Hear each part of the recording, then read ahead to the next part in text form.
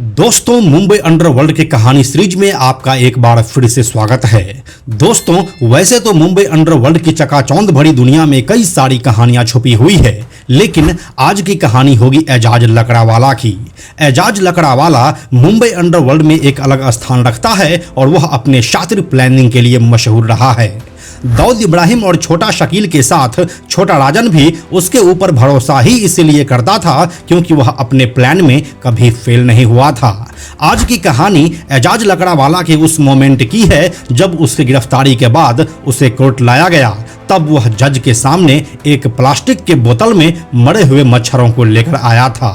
आखिर क्या थी उसके इस साजिश के पीछे की कहानी, आइए आपको बताते हैं पूरे विस्तार से। हेलो एंड नमस्कार, मेरा नाम है प्रशांत और आप देख रहे हैं बेजोड़जोरा.com का यूट्यूब चैनल। दोस्तों, जब डी कंपनी टूटा और छोटा राजन दाऊद इब्राहिम से अलग हुआ, तब एजाज लकड़ावाला ही वह पहला शख्स था जिसने छोटा राजन की तरफ दोस्ती का हाथ बढ़ाया। दोनों की दोस्ती गहरी हुई और वह दोनों छुपते छुपाते मलेशिया चला गया। कहा जाता है कि 14 सितंबर साल 2000 को जब छोटा शकील ने छोटा राजन पर बैंकॉक में अटैक करवाया था, तब उस समय वहीं पर छोटा राजन के परिवार के साथ रोहित वर्मा, बालू डोकरे और एजाज लकड़ावाला भी था। इस हमले में रोहित वर्मा की जान चली गई थी, बाकी सब भागने में कामयाब हो गया था। इस हमले के बाद छोटा राजन तो बैंकॉक से भागकर इंडोनेशिया चला गया, लेकिन लकड़ावाला वहीं रह गया। साल 2008 में एजाज लकड़ावाला छोटा राजन से अलग हो गया। इसके बाद वह लगातार इंडिया और नेपाल भागता रहा। फिर उसने अपनी खुद की एक गैंग बना ली और एक्सटॉर्शन जैसे कामों को अंजाम देना शुरू किया। वो रहता था मुंबई में ही और काम भी वहीं से कर रहा था, लेकिन वह जिन बिजनेसमैन को फोन करता वह लोकेशन दूसरे देशों का बताता था। ऐसे ही मुंबई पुलिस के क्राइम ब्रांच की उस पर नजर थी।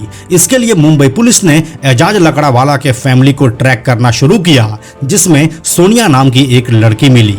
सोनिया एजाज लकड़ावाला की बेटी थी, लेकिन डॉक्यूमेंट्स में पुलिस उसका नाम वेरीफाई नहीं कर पा रही थी क्योंकि उसकी बेटी का नाम शिफा शेख है। फिर मुंबई के ही शाहिद शेख से उसकी शादी हुई। एजाज लकड़ावाला के कहने पर ही उसकी बेटी ने अपना नाम बदला और अब वह सोनिया शेख हो गई थी, जिससे पुलिस ने कंफर्म किया कि यही वह लड़की सोनिया लकड़ावाला है। फिर पुलिस ने उसी से एजाज लकड़ावाला को ट्रैक करना शुरू किया। लगातार कोशिशों के बाद सोनिया ने पुलिस को बताया कि एजाज लकड़ावाला अभी नेपाल में है और भारत आने वाला है। एजाज लकड़ावाला भारत आया, लेकिन वह हवा के रास्ते नहीं बल्कि जमीन के रास्ते बिहार की राजधानी पटना पहुंचा। इसकी जानकारी पुलिस के पास पहले से ही थी। मुंबई पुलिस की क्राइम ब्रांच टीम ने बिहार पुलिस की मदद से एजाज लकड़ावाला को पटना से 8 जनवरी 2020 को गिरफ्तार किया। अब जब लकड़ावाला जेल चला गया तो उसे पुलिस लगातार पेशी पर कोर्ट लेकर जाने लगी। साल 2020 में जब उसे न्यायिक हिरासत में भेजा गया था, तब जेल में रहने के लिए जेल के मैनुअल के हिसाब से उसे कई चीजें दी गई थी, लेकिन बाद में सुरक्षा कारणों का हवाला देते हुए उनमें से कई चीजें जब्त भी कर ली थी और उन्हीं चीजों में से एक था मच्छरदानी, यानी कि मॉस्किटो नेट। इसके बाद साल 2022 के नवंबर महीने में जब उसे सत्र अदालत में पेश किया गया तो उसने मरे हुए मच्छरों से भरी प्लास्टिक की एक बोतल जज को दिखाई। बोतल दिखाते हुए लकड़ावाला ने जज से कहा कि तलोजा जेल के कैदियों को हर रोज इस समस्या का सामना करना पड़ता है।